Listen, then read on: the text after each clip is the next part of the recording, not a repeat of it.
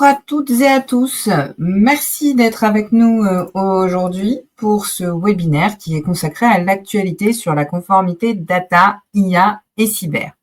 Alors, je me présente, je suis Marine Broglie, je suis la fondatrice de DPO Consulting, qui est un cabinet de conseil en protection des données personnelles et qui, par la force des choses aujourd'hui, travaille de façon beaucoup plus large sur la cyber, la data et accompagne à la fois des grandes entreprises, mais aussi des TPE et des PME dans leur conformité à cette réglementation. Donc, on est vraiment sur le sujet de la compliance. Et aujourd'hui, on va avoir à cœur de regarder un petit peu tout ce qui s'est passé ces 3 derniers mois, sachant qu'il s'est passé beaucoup de choses. Donc, j'espère avoir le temps de répondre à des questions. Donc, si vous avez des questions, surtout, n'hésitez pas à les ajouter en commentaire ou dans le chat. Je ferai mon possible pour y répondre pendant la réunion, enfin pendant ce temps qui nous est consacré. Je ne suis pas certaine d'y arriver parce qu'on a vraiment à nouveau beaucoup de choses à voir. Donc, sur les 3 volets, vous l'avez compris, désormais, pour ceux qui suivaient les webinaires de DPO Consulting sur l'actualité, ça veut dire qu'on les reprend. On avait un petit peu arrêté de par notre actualité interne qui était un petit peu chargée. Donc là, on a repris ces webinaires. Et comme j'avais envie de vous faire plaisir et qu'il fait un temps pourri à Paris, c'est-à-dire qu'il pleut, qu'il fait froid et qu'on a l'impression d'être quasiment au mois de décembre, je me suis dit qu'un peu de mer et de plage vous ferait du bien en première intention en ce jour un peu pluvieux. Voilà, donc ce qu'on va commencer par regarder, c'est l'actualité de la data privacy. On va ensuite aller sur l'IA et parler assez longuement de cette nouvelle gouvernance pour rentrer dans le détail. Un petit focus sur la cyber. Et ensuite, on vous fera part de nos prochaines dates, puisque vous l'avez compris, il y aura désormais un webinaire toutes les 2 semaines organisé par DPO Consulting. Alors, la plupart du temps sur des sujets qui peuvent être plus ou moins techniques, et puis de façon trimestrielle, ou tous les 2 mois, ça dépendra de l'actualité, de la densité de l'actualité, on reviendra sur l'actualité data, IA et cyber. Et j'aurai le plaisir ainsi de vous retrouver. Donc, sur l'actualité de la data, pas mal de choses à voir avec d'abord des grandes orientations, les dernières décisions de la CNIL, parce qu'il faut quand même les avoir en tête, les autres décisions, ce qui se passe aussi en dehors de la France, parce que c'est toujours bien d'avoir un œil un peu sur l'externe. Et puis aussi, j'ai décidé de faire un focus sur 2 points. D'abord, le plan stratégique de la CNIL sur 2025-2028. Et puis, un autre élément qui est la fameuse, je ne sais pas si on doit le dire comme ça, mais la fameuse enquête réalisée sur les DPO et sur le bénéfice économique des DPO. Je me dis que peut-être si vous êtes DPO, ça peut vous servir demain pour essayer d'obtenir une augmentation ou simplement un budget, ce serait déjà pas mal. Alors, donc du coup, partons d'abord sur les dernières grandes orientations. J'ai retenu 3 points. Bon, les 3 points sont extrêmement importants et on va revenir un petit peu en détail sur ces 3 éléments. Le premier, c'est les fameuses guidelines de l'EDPB sur l'articulation entre le RGPD et le DSA. Alors, en réalité, ces guidelines sont presque d'un niveau de expliquer comment appliquer le RGPD dans le cadre du Data Services Act, mais bon, voilà. L'entrée en application du Data Act le 12 septembre 2025, et puis la décision qui est un peu plus ancienne, qui date du 8 août 2025, mais peu de gens en ont parlé et elle me semble assez importante, sur la consécration du droit au silence. Alors déjà, revenons un petit peu sur ces guidelines de l'EDPB. Dans le cadre de ces guidelines, là, le Data Services Act, vous le savez, il va fixer des obligations pour les fournisseurs de services intermédiaires, donc les hébergeurs, les plateformes en ligne, les moteurs de recherche, notamment en matière de lutte contre les contenus illicites, la transparence de la publicité et puis la protection des mineurs. Il y a dans les dispositions du DSA des dispositions qui renvoient directement à des concepts du RGPD, notamment le profilage, les catégories particulières de données. Et donc l'idée de ces guidelines, c'est un peu d'assurer une interprétation qui soit cohérente entre les 2 réglementations. Alors d'abord sur les contenus illicites, tout ce qui va être mesure volontaire pour détecter, identifier et retirer du contenu illicite, ça va nécessairement impliquer de la donnée personnelle. Parce qu'on est bien gentil, dans le cadre du DSA, on va nous demander de surveiller, mais en fait, surveiller, ça veut dire concrètement rentrer un petit peu dans la vie privée et en tout cas collecter de la donnée à caractère personnel absolument nécessaire. Et donc là, pour le coup, pour les bases légales, la base légale que nous préconise ces guidelines, ça va être l'intérêt légitime pour les actions volontaires et l'obligation légale quand il existe une exigence spécifique. Donc, évidemment, on ne veut pas, là, ce qu'on va avoir dans les guidelines de l'EDPB, c'est une grosse alerte sur on ne veut pas de feu positif, pas de décision automatisée, donc des dispositifs de détection par intelligence artificielle, pourquoi pas, mais à condition qu'ils soient supervisés par un humain et notamment sur la prise de décision. Donc ça, c'est un élément qui va être important. Et puis surtout, on ne veut pas de surveillance qui soit généralisée. En tout cas, c'est comme ça que le préconise la CNIL.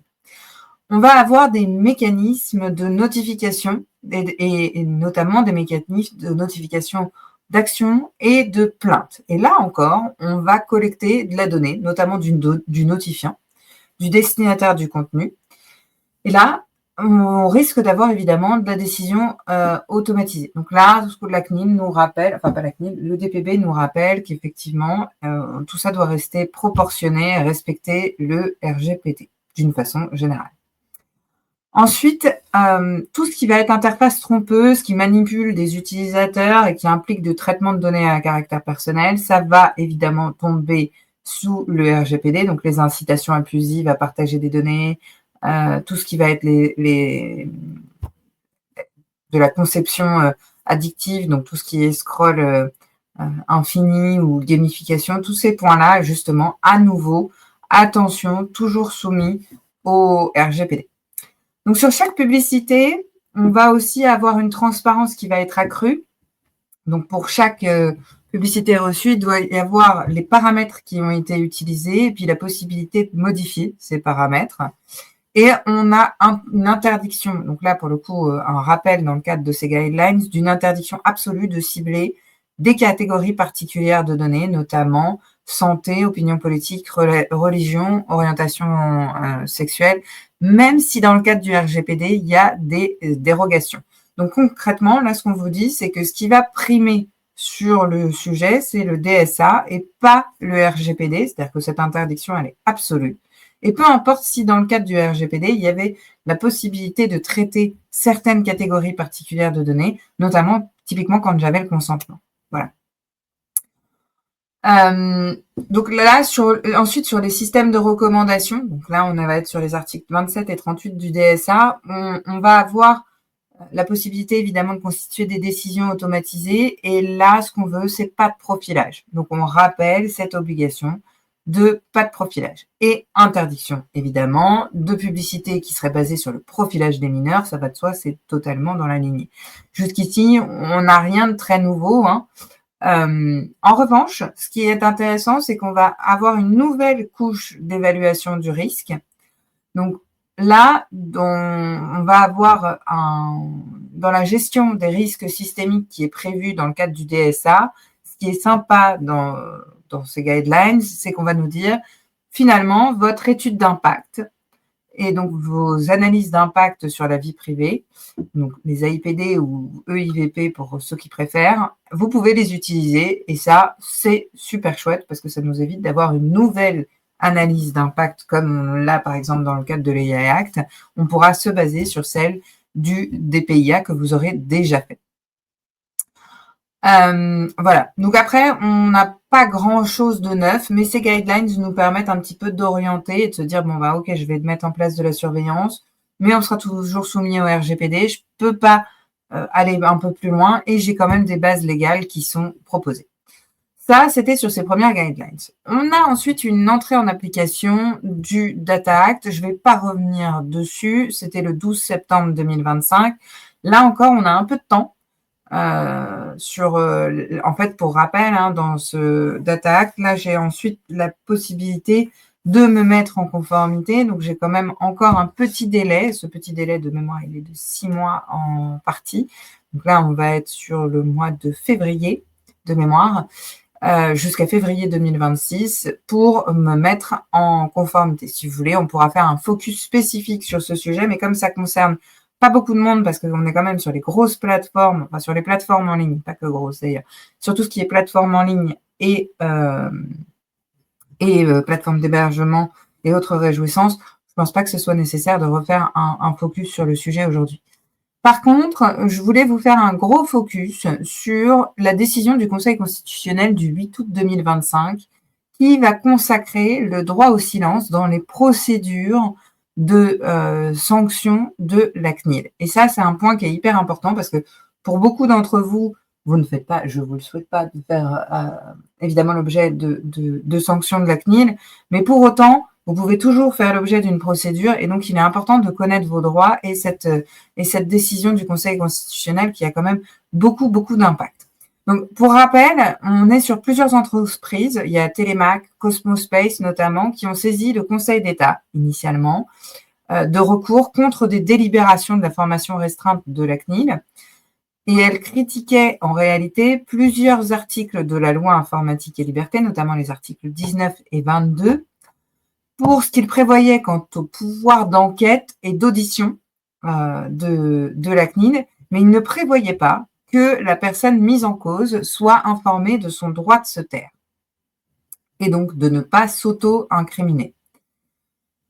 Et en fait, dès le 5 juin 2025, le Conseil d'État a estimé que là, cette question prioritaire de constitutionnalité, puisque du coup, les avocats ont relevé ce qu'on appelle une QPC, une question prioritaire de constitutionnalité, elle était sérieuse et ils l'ont transmise au Conseil constitutionnel.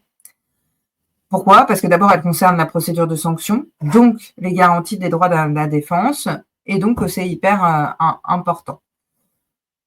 Ensuite, pour ce qui était de l'article 19 et notamment du pouvoir d'enquête, il n'a pas considéré que c'était hyper sérieux, mais n'empêche que sur cette partie de la QPC, on a une décision du 8 août 2025 qui est passée un peu sous les radars et qui me semble quand même importante.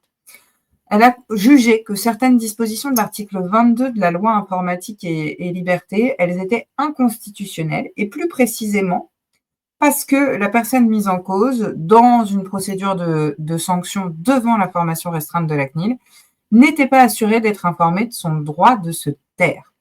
Donc le droit au silence, c'est une garantie qui est une garantie constitutionnelle d'une façon générale. Et donc en fait, d'une façon générale, vous avez le droit de garder le silence.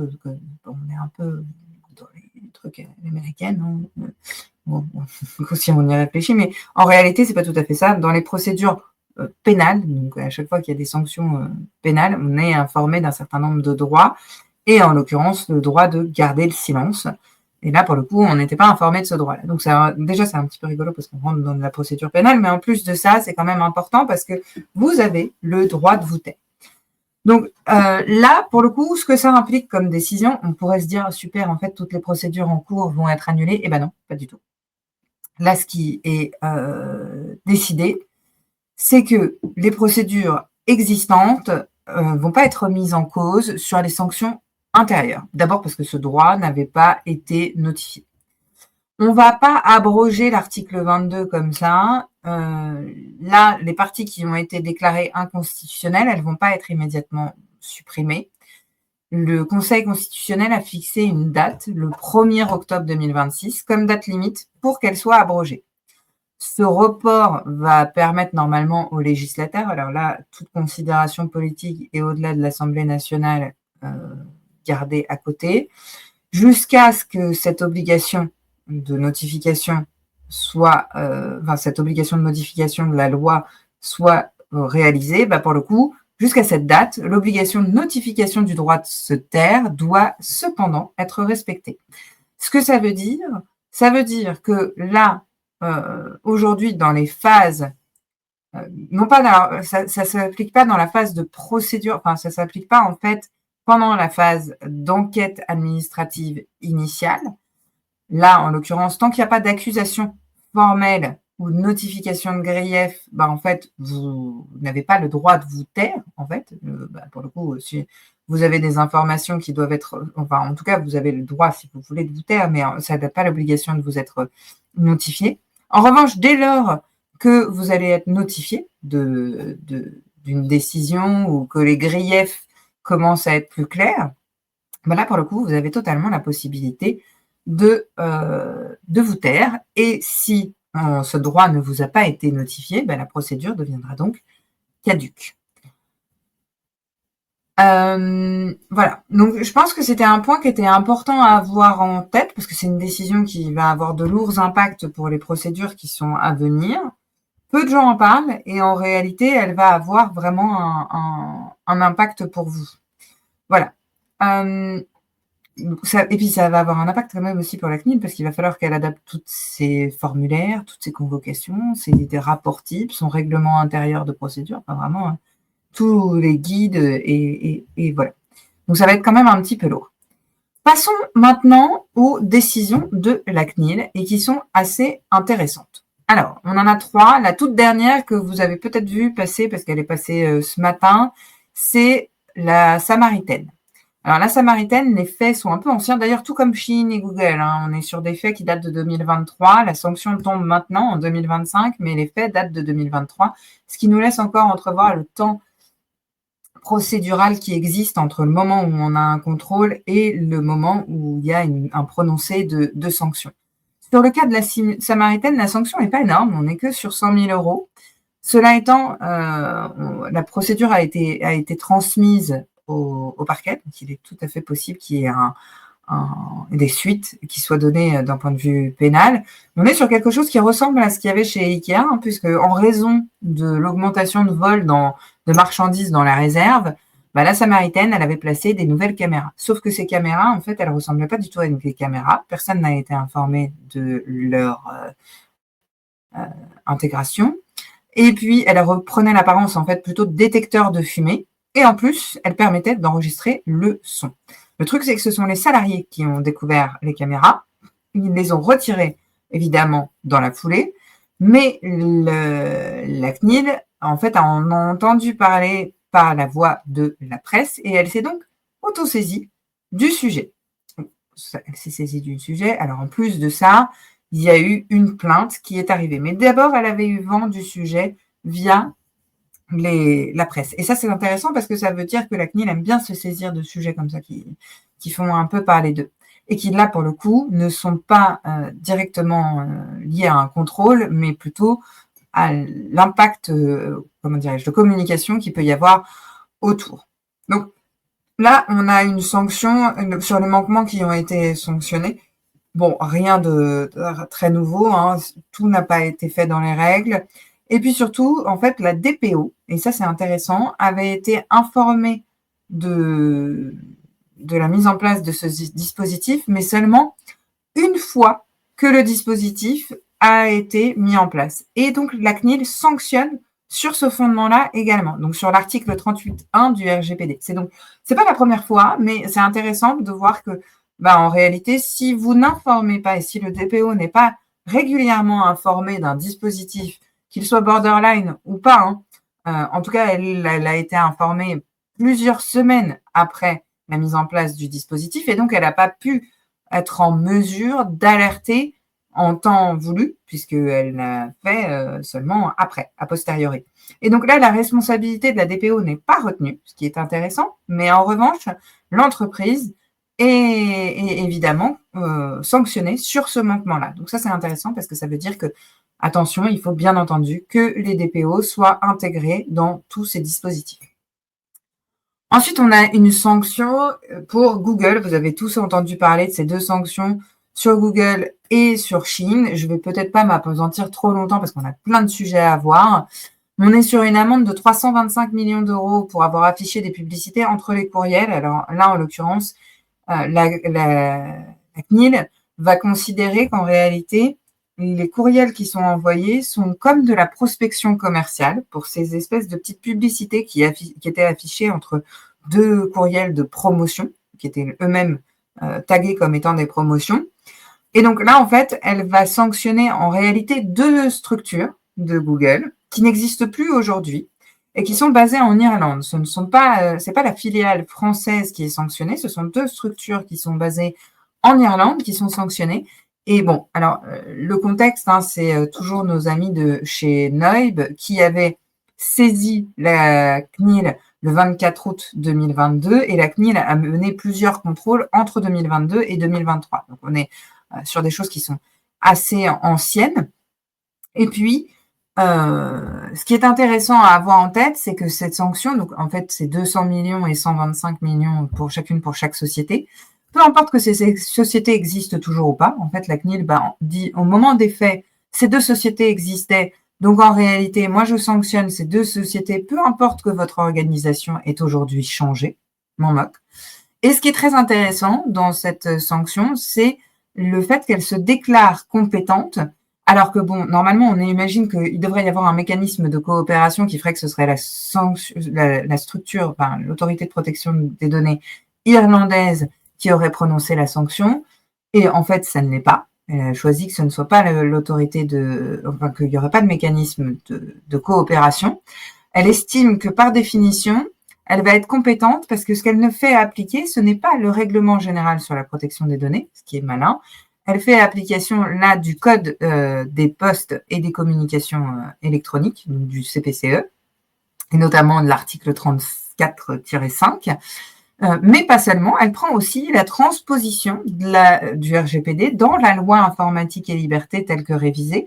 Et ce sont sur ces deux critères, donc directive e-privacy transposée en droit français, c'est dans le CPCE, plus ces éléments-là, et c'est sur cette base-là qu'elle va prononcer sa sanction et considérer qu'elle est en réalité compétente. Parce qu'effectivement, si on avait pris le cadre du RGPD, les deux structures étant irlandaises, elle n'a pas vocation nécessairement à se saisir du sujet. Un mécanisme de coopération aurait dû être mis en place. Il n'est pas certain que cette interprétation soit retenue par la suite. En tout cas, là, si jamais Google faisait appel de cette décision, ce qui est, à mon avis, ce qui sera, à mon avis, probablement le cas. Je ne sais pas si le raisonnement de la CNIL pourra tenir sur le long terme sur sa compétence, mais c'est intéressant. Ce qui est intéressant aussi à noter, c'est que, bon, il y a aussi le sujet des traceurs, et sur ce point-là, on a une astreinte de 100 000 € par jour de retard, sachant qu'elle laisse 6 mois pour se mettre en conformité sur ce point-là. Donc ça, c'est intéressant aussi, parce que ça va être un peu lourd. Ensuite, à gérer. Ensuite, on a une deuxième sanction qui me semble tout est aussi intéressante, puisque là, on va encore pas faire du guichet unique.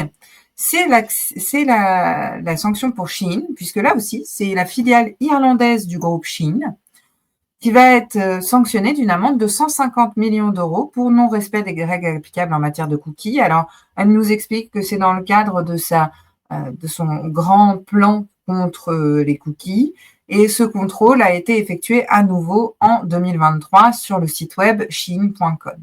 Là, on est vraiment sur le sujet des cookie walls, et la CNIL ne dit pas qu'ils sont interdits, puisque pour rappel, vous vous souvenez, on en avait parlé il y a maintenant 1 ou 2 ans, si vous reprenez nos anciens webinaires, on avait une décision du Conseil d'État qui était contraire à l'avis de la CNIL sur le sujet des cookie walls. Donc, elle ne dit pas que ces cookie walls sont contraires à la réglementation. En revanche, ce qu'elle dit, c'est que là, dans le cadre du consentement, il y a des cookies qui étaient déposés sur le terminal dès leur arrivée, avant même qu'il y ait le bandeau d'information. Et ensuite, sur le bandeau d'information, il y a 2 interfaces qui sont liées à la gestion des traceurs. Mais en fait, ces 2 interfaces, elles sont considérées comme étant incomplètes. En réalité, dans le premier bandeau, il y a 3 boutons qui sont intitulés finalement « Paramètres des cookies, tout refuser ou accepter », mais ils contiennent en réalité aucune information sur la finalité publicitaire des traceurs. Et ensuite, il y a après une seconde fenêtre surgissante qui contient en fait un seul bouton qui ne permet que d'accepter les traceurs. Et là, il n'y a aucune information sur les finalités. Donc, globalement, elle considère qu'il n'y a pas assez d'informations. Elle considère aussi que les mécanismes de refus ou de retrait du consentement ne sont pas cohérents, puisque dans le cadre du bouton « Tout refuser » qui est présent sur le bandeau, si je décide de retirer mon consentement à l'inscription des traceurs, en fait, j'ai de nouveaux traceurs qui sont quand même déposés. Et donc, par définition, on va commencer. Donc, ça veut dire que quand vous prenez vos bandeaux cookies, il faut faire très, très attention, non pas seulement, en fait, à la conformité du bandeau en lui-même, mais aux cookies qui sont déposés avant qu'il ait pu cliquer à un endroit ou à un autre, et même pendant. Donc, c'est un point qui est quand même assez important. Là encore, on aurait pu penser qu'on serait sur un mécanisme de coopération prévu qui serait le mécanisme du guichet unique dans le cadre du RGPD. Mais non, la formation restreinte de la CNIL, elle se base sur l'article 3 de la loi informatique et liberté, et elle va considérer qu'elle est dans le cadre de la directive e-privacy, transposée dans l'article 82 de la loi informatique et liberté. Et donc, peu importe que finalement, je ne sois pas du tout sur le territoire de la France, en réalité, à partir du moment où j'ai beaucoup de monde qui peut accéder à mon site web, c'est ça qu'il va falloir en retenir, la CNIL peut se considérer compétente et peut prononcer sa sanction. Donc après, on pourra discuter longuement de l'applicabilité réelle de cette sanction, c'est-à-dire est-ce qu'on pourra vraiment récupérer cet argent compte tenu des mécanismes de coopération judiciaire internationaux. Je ne suis pas certaine, mais ça a le mérite de faire quand même une première, un exemple, on va dire. Ensuite, dans le cadre des autres décisions, ça c'est une décision qui m'a semblé, les deux décisions qu'on voit là m'ont semblé très très importantes. La première, c'est sur le champ civilité qui doit être facultatif et non obligatoire. Et ça, c'est hyper intéressant. Alors, refaisons un tout petit peu l'histoire. On a la SNCF, SNCF Connect, que vous connaissez tous dans son nouveau site. Le Conseil d'État a interrogé la CJUE sur la nécessité de recueillir la civilité des clients. En fait, il y avait un arrêt du 9 janvier 2025 où la CJUE a jugé que l'obligation de choisir monsieur ou madame n'était pas indispensable objectivement à la fourniture d'un service et que donc on violait ici les principes de minimisation du RGPD.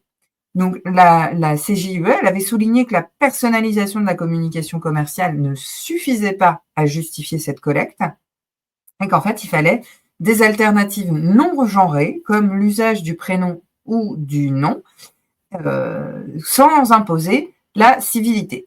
Et donc là, le Conseil d'État, dans sa décision, il prend une décision suite à cet arrêt, puisqu'en fait, le Conseil d'État avait mis en pause pour poser la question à la CJUE. La CJUE a fait son retour. Et donc là, le Conseil d'État se voit dans l'obligation d'annuler la décision initiale de la CNIL, qui pour le coup avait dit, en fait, vous n'avez pas dit quand est-ce que le champ était obligatoire, et donc en fait, vous avez l'obligation de dire que ce champ-là est obligatoire ou pas.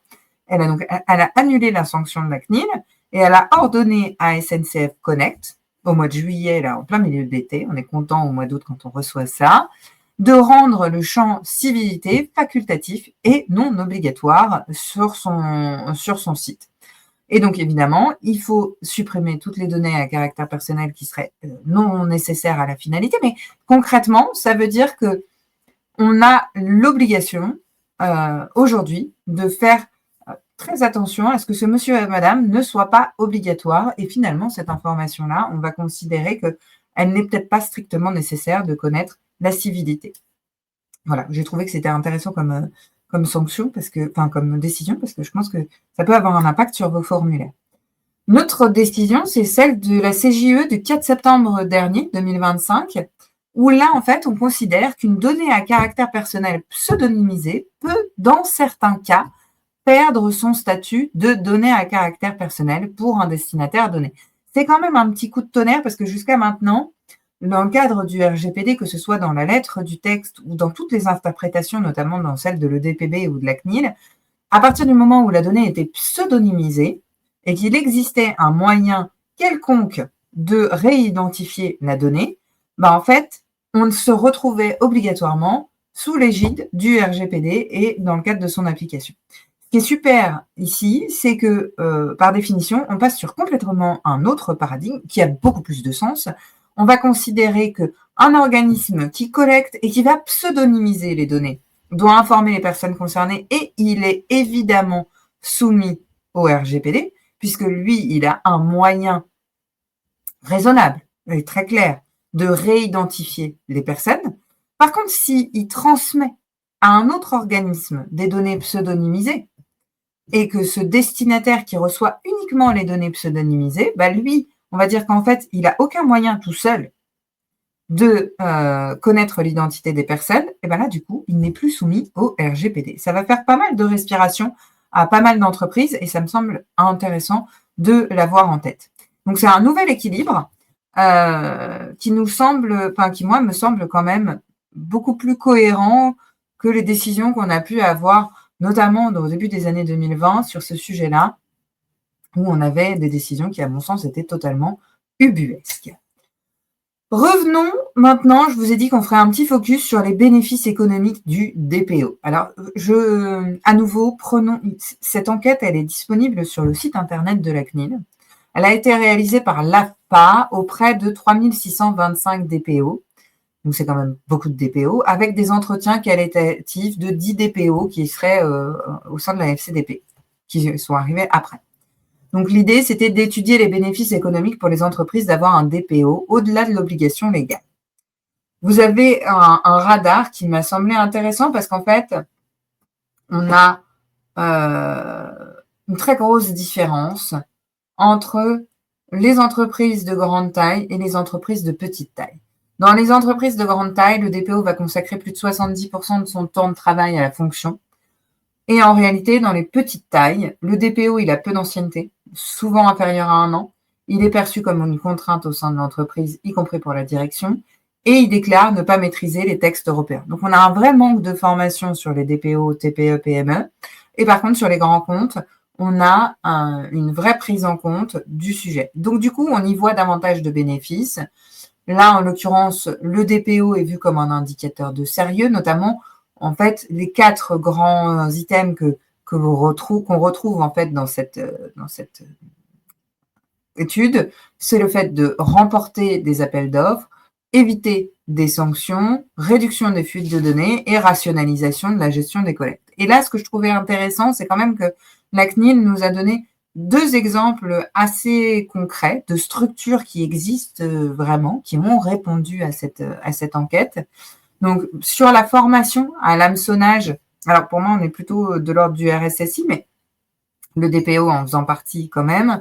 Après formation à l'hameçonnage, le taux de clic sur des liens suspects, il est passé de 21% à 5%. Et à l'inverse, et positivement aussi, sur la rationalisation, en fait, on a des économies opérationnelles qui sont liées à des durées de conservation maîtrisées, des suppressions de doublons, des données moins de données collectées, donc du coup des économies opérationnelles et une réduction de la surface d'attaque. Donc là, en l'occurrence, pour une entreprise qui génère 150 millions de CA, la mise en conformité, elle a permis d'économiser 400 000 € de coûts de serveur. C'est intéressant. C'est des éléments que vous pourrez toujours réutiliser dans vos discussions. Bon, ça, juste un petit peu de, comment dirais-je, juste quelques éléments un peu critiques. C'est d'abord qu'on sait, là en l'occurrence, cette étude, finalement, c'est les DPO qui ont répondu. Hein, donc ça dépend quand même beaucoup de leur visibilité, des ressources dont ils vont disposer. Donc concrètement, ça, pour le coup, c'est pas perçu dans l'étude. On a quand même un gros effet de taille et de maturité. Et puis en fait, on a des données qui sont en fonction des secteurs, des risques et de la donnée traitée. Clairement, le secteur banque et assurance, on va avoir des très grosses plus-values, secteur de la santé aussi. Mais finalement, dans des secteurs où la donnée à caractère personnel n'est pas le cœur de métier, on a quelque chose de quand même beaucoup, beaucoup, beaucoup plus light. Voilà. Si je reviens un petit peu très rapidement sur le focus sur le plan d'action CNIL 2025-2028, alors, il y a tout un volet international que je ne traite pas aujourd'hui parce qu'en réalité, je pense que mon homologue qui va vous faire un petit tour d'horizon dans 2 semaines sur ces sujets-là va revenir dessus. En revanche, on a 4 grands axes qui sont finalement les axes sur lesquels on peut s'attendre à ce qu'il y ait le plus d'action, de communication et d'information. Donc d'abord, il y a l'IA, dont l'IA générative avec la création d'un service dédié, l'annonce de recommandations supplémentaires. On a, dans le cadre de la CNIL, on va y revenir, des superbes fiches pratiques qui ont été construites. On va revenir rapidement dessus. En plus de ces fiches pratiques, on a des prises de position assez récurrentes de la CNIL qui peuvent vraiment nous aider. On est principalement sur le développement des systèmes d'IA, mais on y reviendra. Ensuite, on a les mineurs et le numérique, donc la protection des enfants. Notamment, là, vous avez vu passer au moment de la rentrée scolaire beaucoup de choses sur est-ce que j'ai le droit de tracer mon enfant en géolocalisation? Qu'est-ce qu'on a le droit de faire de ce point de vue-là? Ça, c'est des fiches pratiques que je vous invite à lire, elles sont assez passionnantes.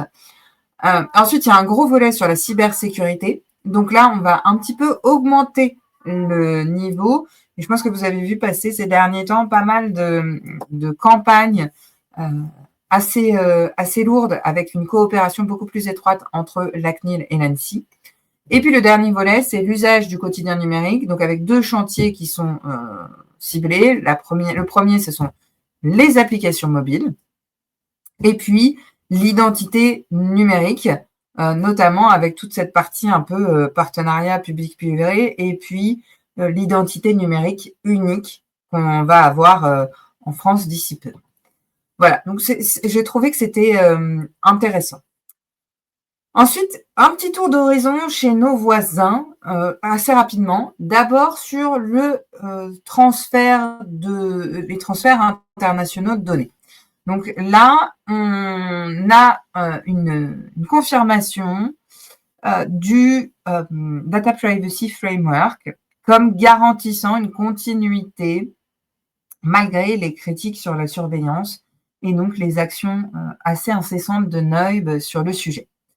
Ensuite, on a le Royaume-Uni qui, lui, il a obtenu une extension qui est à nouveau temporaire. C'est-à-dire que là, on n'est pas sur une extension définitive. Et je pense que c'est très lié, comme vous l'imaginez, à sa sortie de l'Union européenne, bien entendu. Donc, une extension qui est temporaire, mais là, pour le coup, ils estiment que le DPB considère que c'est une mesure qui est transitoire et qu'elle n'a pas vocation à perdurer.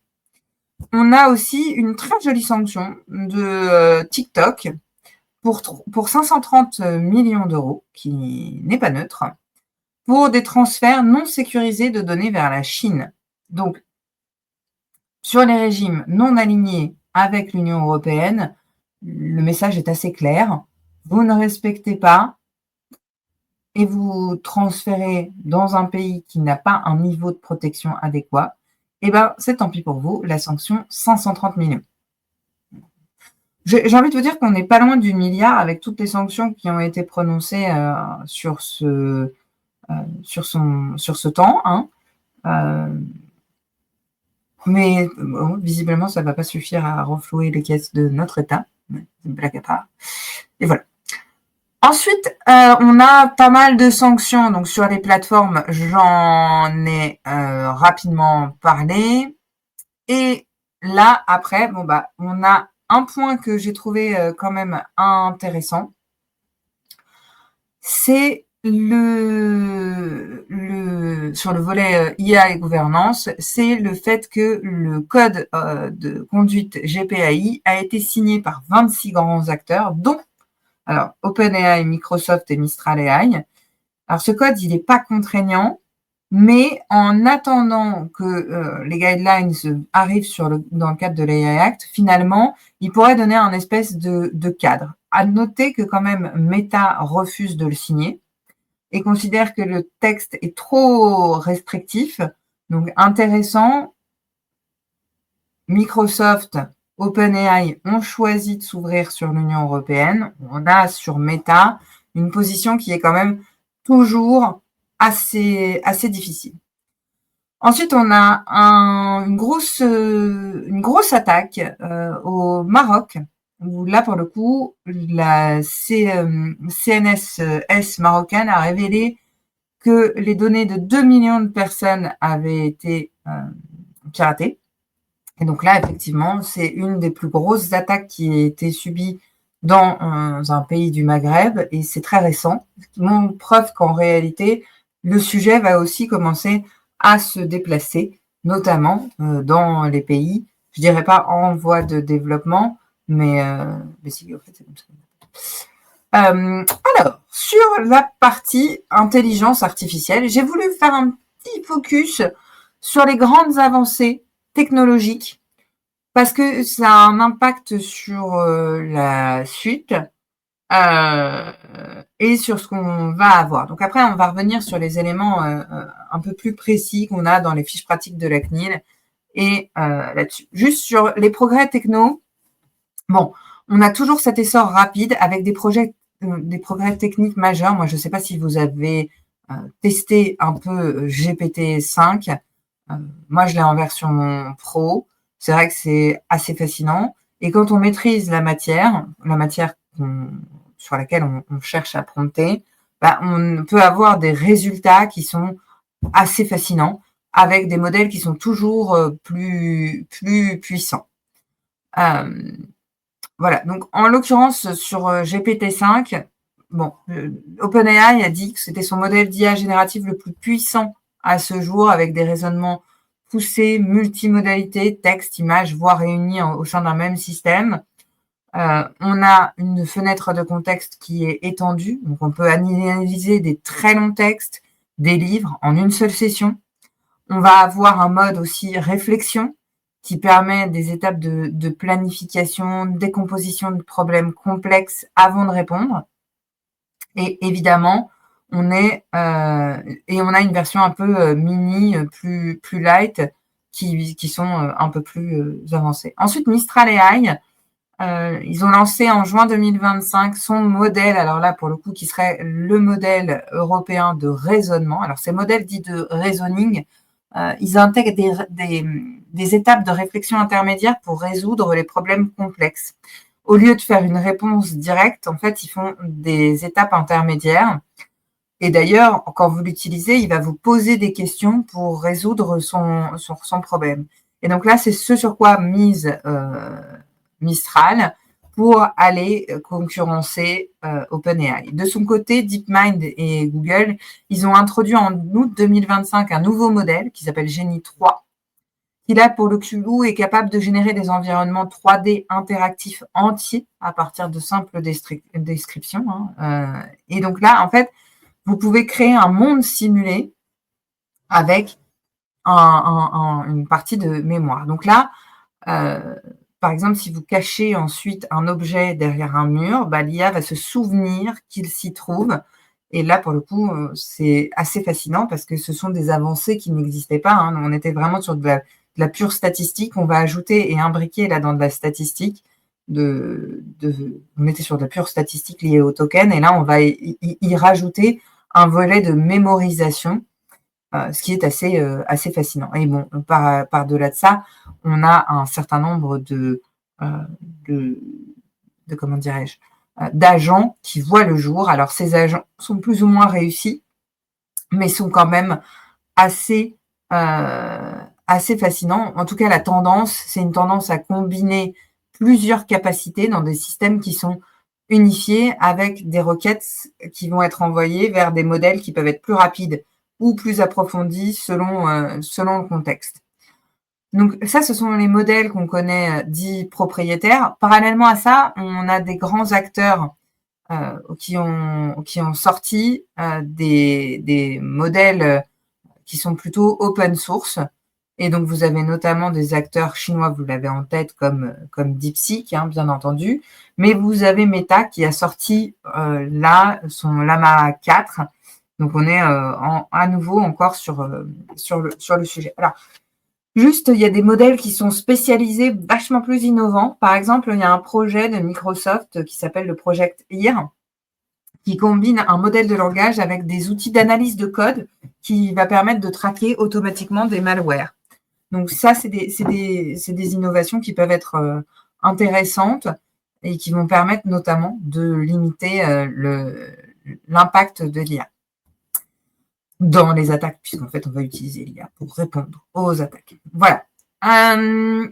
Ensuite, donc, bon, vous l'avez vu, je pense, dans les usages, je ne vais pas y revenir parce qu'on n'a pas forcément beaucoup de temps aujourd'hui, et puis je ne suis pas sûre que ça vous intéresse grandement. Maintenant, on va avoir les fiches pratiques de la CNIL. Et donc ça, la CNIL nous a sorti deux fiches pratiques qui nous ont semblé vraiment pour le coup. Alors, il y a une fiche de synthèse, hein, et il y a une fiche vraiment très pratique où on va rentrer dans les nouvelles recommandations. Donc là, l'idée, c'est comment est-ce qu'on construit la documentation et la conduite de l'analyse qui doit être réalisée pour savoir si l'utilisation de mon modèle est soumis ou non au RGPD. Puisque là, l'idée, c'est vraiment ça, c'est est-ce que mon modèle est soumis au RGPD ou pas. Typiquement, là, les modèles qui sont entraînés sur des données personnelles, on ne va pas avoir trop de débats, on sera soumis au RGPD.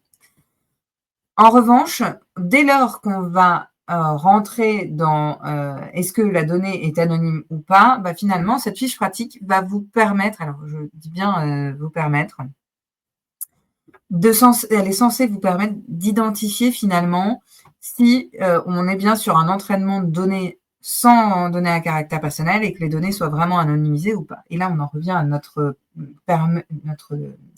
décision de tout à l'heure sur le concept de l'anonymisation ou pas. Là, en l'occurrence, à partir du moment où on va être sur des données pseudonymisées et que normalement, on n'est pas en capacité de retrouver le nom si ce n'est pas moi qui ai créé la base de données initiale, a priori, je ne devrais plus être soumis au RGPD.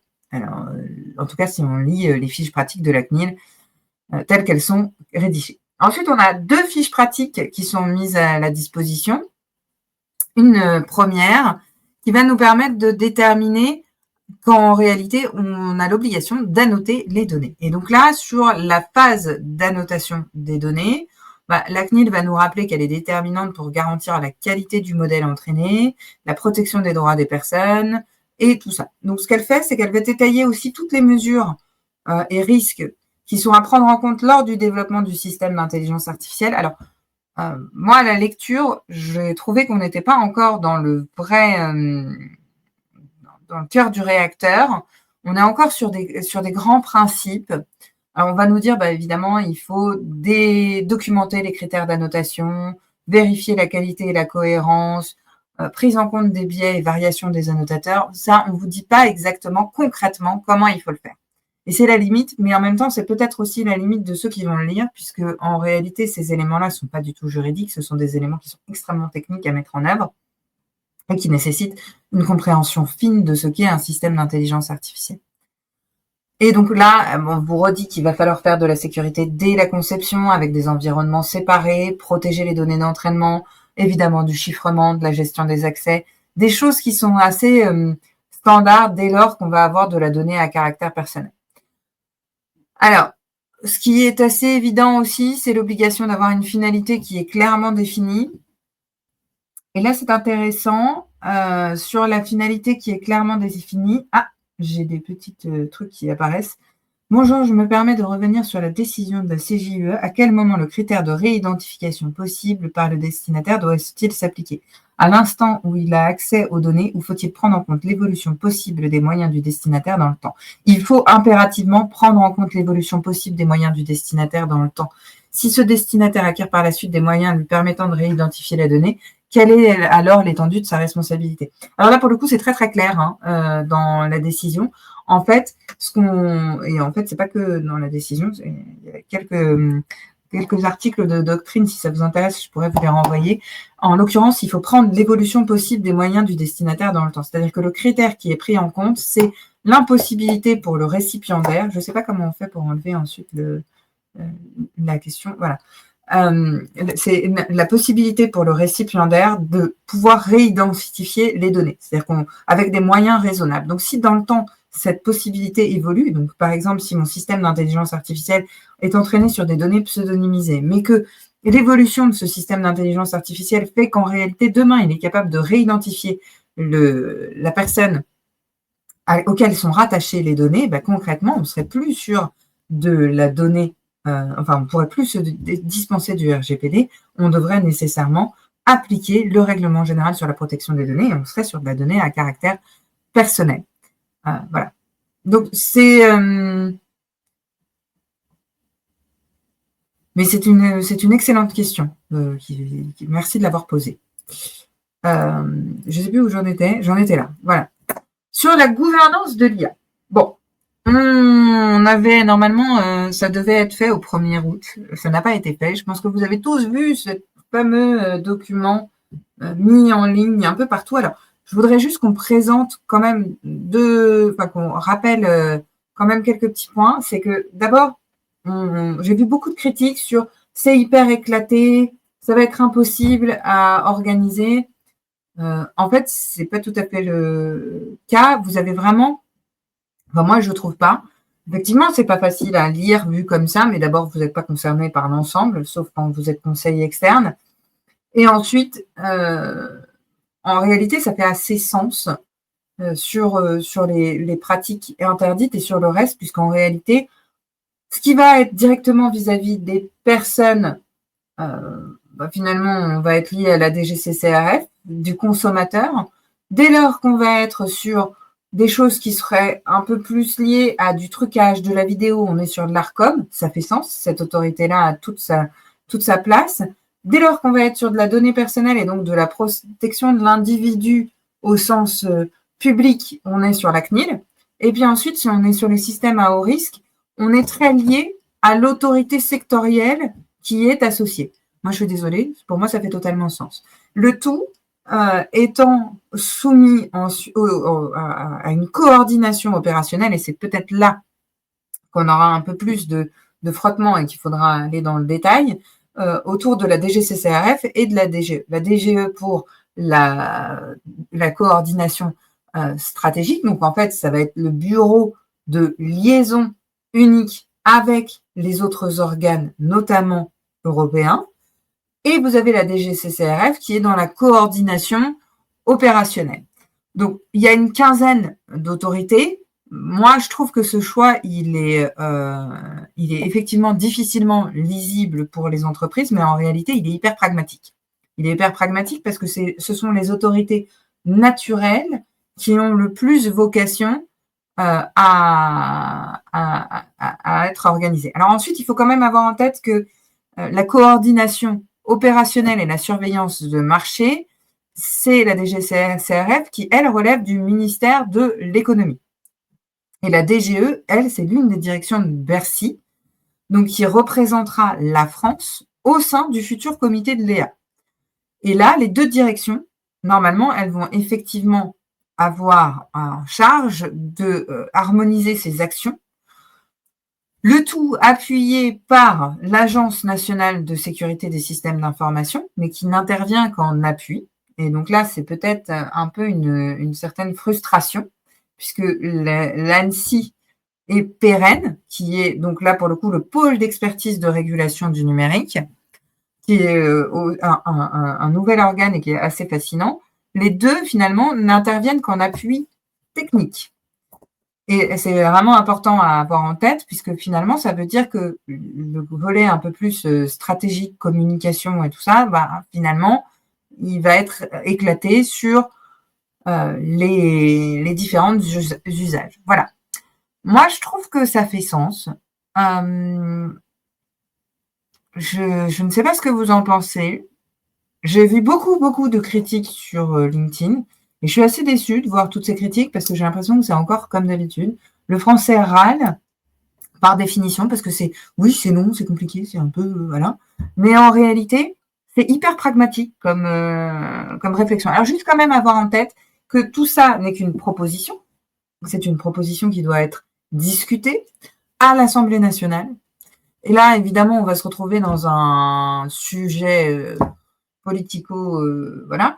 C'est qu'aujourd'hui, l'Assemblée nationale, en fait, quelle est sa pérennité? Si on ouvre le sujet, pour combien de temps? Et voilà.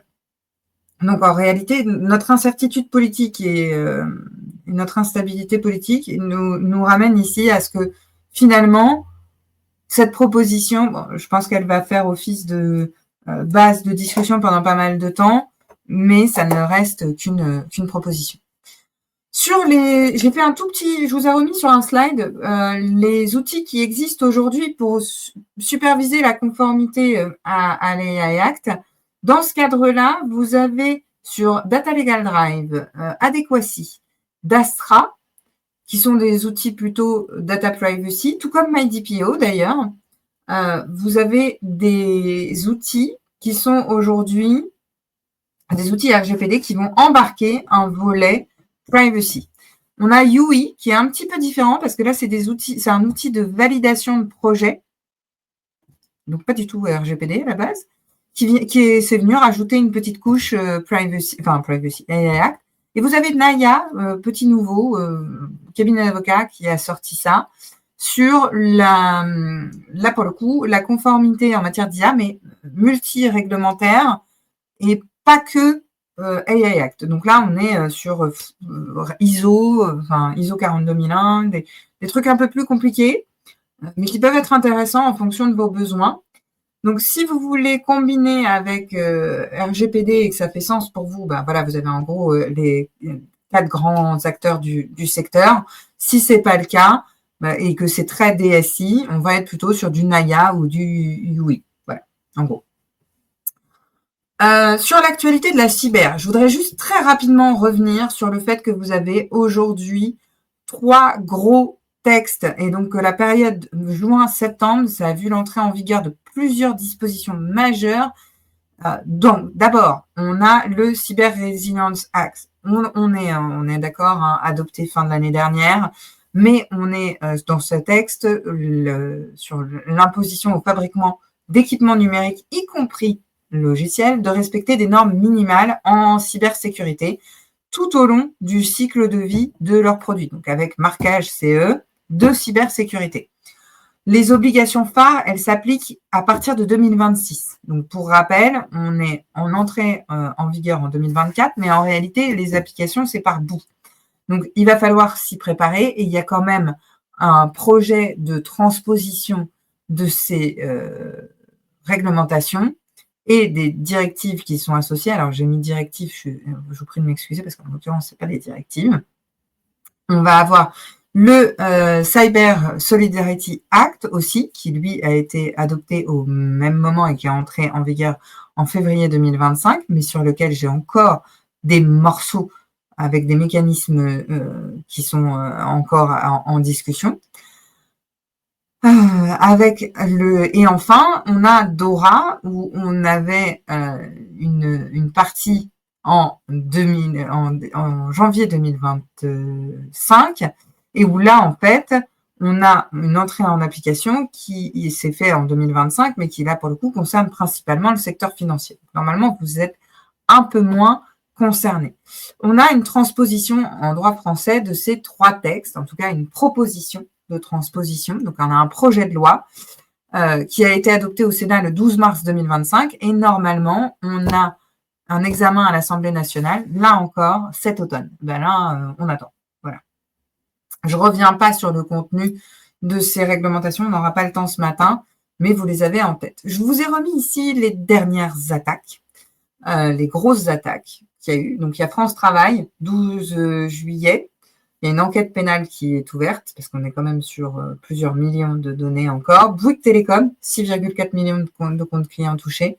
Orange, principalement de la donnée professionnelle. Et puis, on a la rentrée, là, une nouvelle vague d'attaques vraiment beaucoup plus structurée sur le secteur public, notamment sur les hôpitaux, et beaucoup plus structurée, qui est en train de prendre un peu d'ampleur et dont vous risquez d'entendre parler. Donc, je ne vais pas revenir sur les menaces.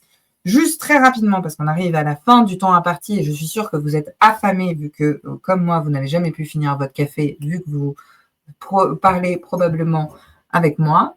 Le prochain webinaire, il aura lieu le 30 septembre 2025, où là, on sera sur le thème AI Act, comment garder le contrôle sur vos logiciels et vos SIA. Donc, en fait, comment revoir concrètement un projet de système d'intelligence artificielle et savoir s'il est soumis à l'AI Act, au RGPD et toutes ces petites choses-là. Donc, un peu de travail. Le 1er octobre 2025, on se retrouvera. Alors, ce ne sera pas moi, ce sera Alexis. Là, le 30 septembre, c'est moi. Mais par contre, le 1er octobre, ce sera Alexis de chez DPO Consulting qui reviendra face à l'explosion des normes privacy à travers le monde. Comment s'adapter? Qu'est-ce qu'on applique? Parce qu'on nous dit, oh bah tiens, en fait, dans mon contrat, je suis soumis au RGPD, donc en fait, je m'en moque, sauf qu'en réalité, ça ne se passe pas toujours comme ça. C'est pas si facile que ça en droit international privé. Donc, vous allez retrouver cet Alexis pour ce super webinaire. Et puis, en attendant, vous aurez donc affaire à moi. Je vous invite à vous inscrire, c'est sur notre page. Et puis, sinon, il ne me reste qu'à vous souhaiter un bon appétit, en espérant que vous ayez passé un bon moment ce matin et que vous ayez appris plein de choses. Moi, en tout cas, voilà, j'aurai le plaisir de vous retrouver dans une semaine. Et d'ici là, travaillez bien. C'est la rentrée et repensez à la mer et à la jolie plage de sable fin que je vous ai mis au tout début, parce qu'il n'y a pas que de la donnée personnelle dans la vie, il y a aussi le fait d'avoir un petit peu de soleil et de bonne humeur. Voilà, je vous souhaite à tous une très très belle journée. Profitez bien et au plaisir. À bientôt.